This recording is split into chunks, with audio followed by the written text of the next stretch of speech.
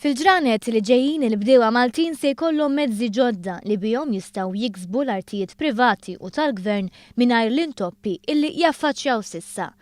U għasmat li hawn madwar 94,000 biċċa art żgħira mifruxa madwar pajjiżna u f'ħafna każijiet il-bdiewa ikollhom artijiet sparpaljati.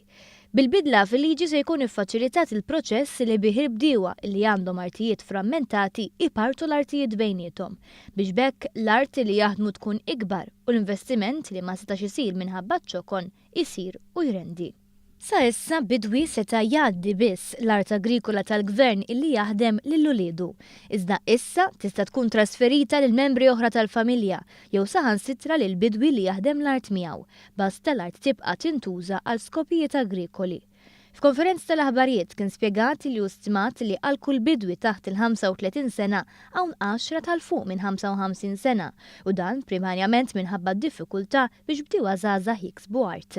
Għalhekk il-gvern bit-tielet bidla se jagħmilha possibbli li dawn jiksbu l-art b'rati vantaġġjużi.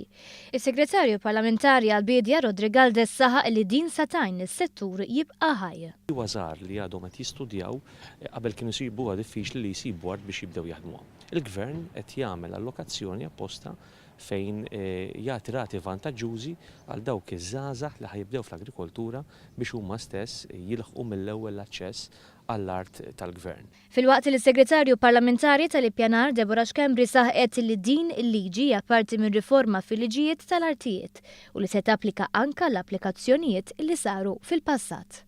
Ġiħat tkun qed tapplika għal kulħadd, jiġifieri min għandu wkoll applikazzjoni pendenti u qabel forsi konna nisimgħu ħafna nies li jkunu inkwetati għaliex ma jistgħux jgħaddu l-art lil min pereżempju ilu snin twal jaħdem l-art magħhom.